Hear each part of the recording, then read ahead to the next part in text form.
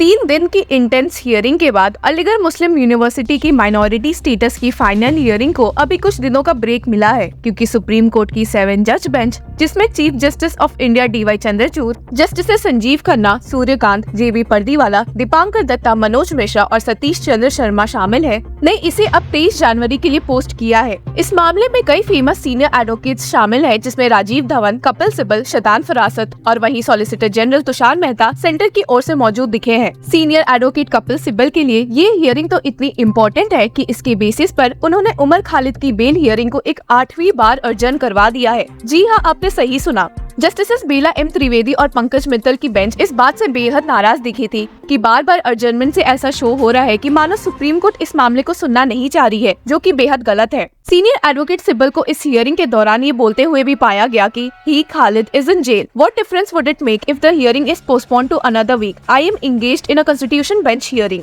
तो अब जब ये साफ हो चुका है कि Aligarh Muslim University minority status की हियरिंग सीनियर एडवोकेट सिब्बल के लिए कितनी इम्पोर्टेंट है, तो एक नजर उनके द्वारा इस हियरिंग में उठाए पॉइंट्स पर भी डाल लेते हैं। इसी के साथ हम इस वीडियो में सॉलिसिटर जनरल द्वारा रखे पॉइंट्स को देखेंगे और कैसे कई को तो CJI ने रिजेक्ट कर दिया है। इन सब के बावजूद आपको सुनकर काफी हैरानी होगी कि डे 1 की हियरिंग के शुरुआत में ही सॉलिसिटर जनरल तुषार मेहता ने कुछ ऐसा किया जिससे पिटिशनर्स की ओर से मौजूद सीनियर एडवोकेट राजीव धवन बहुत ही गुस्सा दिखे थे। अब जैसा कि आपको पता है, एक हियरिंग के दौरान पहले पिटिशनर्स अपनी बात रखते हैं और फिर रिस्पोंडेंट्स, पर इस केस में जैसे ही सुप्रीम कोर्ट की बेंच मामले को सुनने के लिए बैठी ही थी, वैसे ही सॉलिसिटर जनरल ने बेंच से एक रिक्वेस्ट करते हुए अपनी बात रखनी शुरू कर दी। सॉलिसिटर जनरल के इस तरीके के इंटरप्शन से धवन बहुत ही गुस्सा दिखे थे और उन्हें खूब फटकार लगाने के साथ इस हरकत को लेजेंडरी भी कहा था। Dhawan stated, "My lord, the capacity of a solicitor to interrupt and take the stage is legendary. Let us begin and he will answer, and we will answer him. This is not on. This is simply not on."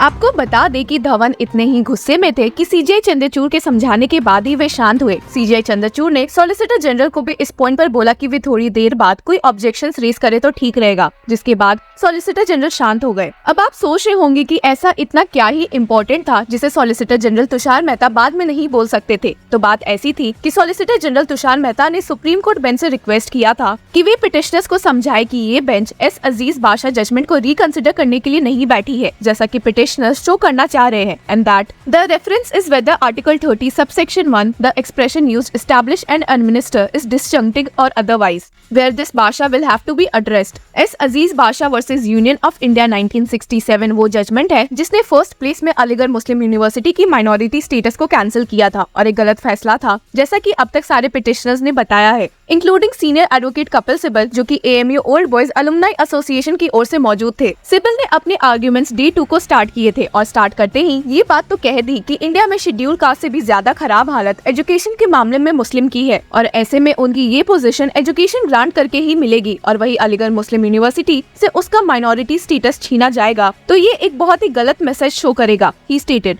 What is there in this Article 30 is only some reservation and now they are supposed to be denied that also. Article 30 को highlight करते हुए senior advocate Kapil Sibal ने कहा कि ये provision उन minorities को reservation देता है जो कि SC, ST, OBC, EWS category से नहीं बिलोंग करते हैं और अगर इस आर्टिकल के तहत इंस्टीट्यूट्स नहीं इस्टेब्लिश होगी तो वे दूसरे आर्टिकल दैट इज 15 को वायलेट कर देगी, which guarantees the right against discrimination. हालांकि जब माइनॉरिटीज की राइट की बात उठी तो उन्होंने सुप्रीम कोर्ट बेंच से ये पूछ ही लिया, what is the right that a minority has today. अपने आर्ग्यूमेंट को आगे बढ़ाते हुए सीनियर एडवोकेट कपिल सिब्बल ने अजीज बादशाह जजमेंट को टारगेट किया है और कैसे उसने कई इंपॉर्टेंट पॉइंट्स को कंसिडर भी नहीं किया है और लॉ को वही इग्नोर भी किया है। इस पूरे हियरिंग के दौरान 2 वर्ड्स काफी इंपॉर्टेंट रहे हैं, इस्टेब्लिश और एडमिनिस्टर की, जिसके तहत ही आर्टिकल 30 सबसेक्शन 1 माइनॉरिटीज को एजुकेशनल इंस्टीट्यूट बनाने की इजाजत देती है। सिब्बल ने कहा कि अजीज बादशाह जजमेंट ने एक तो ये इग्नोर कर दिया कि सेंट्रल लेजिस्लेशन से अलीगढ़ मुस्लिम यूनिवर्सिटी बस इनकॉर्पोरेट हुई थी और ना कि इस्टेब्लिश, तो उस हिसाब से ये जजमेंट गलत होता है और वहीं उन्होंने एडमिनिस्टर पॉइंट पर ज्यादा ही फोकस कर दिया था। सिब्बल ने कहा कि माइनॉरिटी इंस्टीट्यूट के लिए एस्टैब्लिशमेंट का पॉइंट ज्यादा जरूरी है और एडमिनिस्ट्रेशन तो फिर उनकी मर्जी है कि वे किसे पास करे। सिबिल के इस पॉइंट से सीजीआई ने भी अग्री किया और कहा the object of article 30 and do not take it otherwise is not to ghettoize the minorities. So if you let other people associate with your institution, it doesn't detract from your character as a minority institution. आपको बता दें कि जब SG Mehta को लगने लगा कि CGI तो बहुत ही सिबिल की साइड ले रहे हैं, उन्होंने फिर से सुप्रीम कोर्ट बेंच को याद दिलाना सही समझा कि प्रेजेंट केस का स्कोप ऑफ रेफरेंस अजीज बादशाह को री इंटरप्रेट करने के लिए यूज नहीं किया जा सकता है। हालांकि इस पॉइंट पर सीजीआई चंद्रचूड़ ने उल्टा एसजी तुषार मेहता को समझाने की कोशिश की कि अब जो इस मामले की जांच अच्छे से हो रही है तो सुप्रीम कोर्ट बेंच किसी बात को इग्नोर नहीं कर सकती है and stated we are a constitutional court sitting in a bench of 7 judges, so it would not be appropriate for us to decide the question on facts like who leased the land etc. but the broader scenario. We have to see the effect of us. For example, holding Basha was wrongly decided and its impact on the Amendment Act and the Allahabad High Court order. If it is upheld, then the amendment becomes subsidiary. इन सब के बावजूद भी solicitor general Tushar Mehta इधर शांत नहीं बैठे और supreme court को बताया कि 1981 का जो amendment Aligarh Muslim university act 1920 में किया गया था, which redefined university as an educational institution established by the Muslims of India, उससे अलीगढ़ मुस्लिम यूनिवर्सिटी पर माइनॉरिटी स्टेटस वापस से रिस्टोर नहीं हुआ था, बल्कि पहली बार उन्हें मिला ही था, क्योंकि इसके पहले तक ऐसा कोई भी स्टेटस अलीगढ़ मुस्लिम यूनिवर्सिटी को दिया नहीं गया था।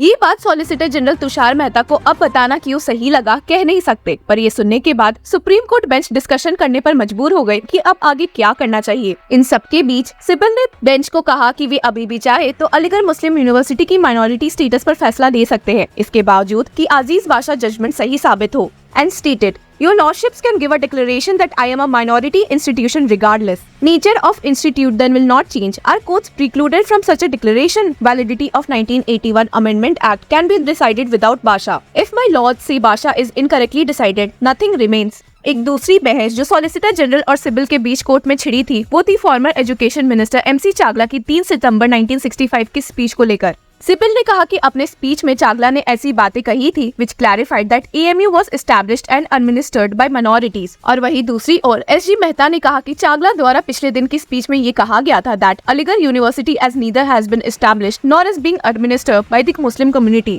सीजीआई चंद्रचूड़ इस पॉइंट ऑफ आर्ग्यूमेंट से वैसे खुश नहीं दिखे थे, हालांकि सिबिल ने हार नहीं मानी और आगे बहस करते हुए कहा कि चावला की 3 सितंबर वाली स्पीच एसजी मेहता की क्लेम के सख्त उल्टी है। हालांकि चावला की स्पीच पर दोनों के बीच की बहस तब शांत हुई जब सिबिल ने स्टेट किया opinions made by ministers can be wrong and that sanctity only remains with the law and the constitution. CIBIL ने अपने आर्ग्यूमेंट्स में एक बार तो ये भी उठा दिया था कि अगर माइनॉरिटीज को आर्टिकल 30 के तहत फायदा ही नहीं मिल सकता है तो इस आर्टिकल को रखने का कोई मतलब नहीं है, and stated might as well get rid of article 30, why have it at all. Civil का एक मेन पॉइंट ऑफ आर्ग्यूमेंट ये था कि अजीज बादशाह जजमेंट में बेंच ने ये कंसिडर नहीं किया था कि अलीगढ़ मुस्लिम यूनिवर्सिटी माइनॉरिटीज मुस्लिम के लिए कितनी ही इम्पोर्टेंट है। और वही आपको ये भी बता दे कि हियरिंग के दौरान एसजी तुषार मेहता ने ये साफ कहा है कि एएमयू एक नेशनल यूनिवर्सिटी है और न कि किसी फेथ से जुड़ी हुई है। सिबिल ने अपने सबमिशंस कंक्लूड करते हुए बस इतना कहा है कि सुप्रीम कोर्ट बेंच को खुद को अजीज बादशाह जजमेंट के करेक्टनेस तक ही रिस्ट्रिक्ट करना चाहिए, क्योंकि यही जजमेंट सारे फसाद की जड़ है। अब देखते हैं कि नेक्स्ट हियरिंग में बाकी पिटिशनर्स और कौन से पॉइंट्स उठाते हैं और सेंटर इसे कैसे अपोज करती है। Till then keep following law चक्रा।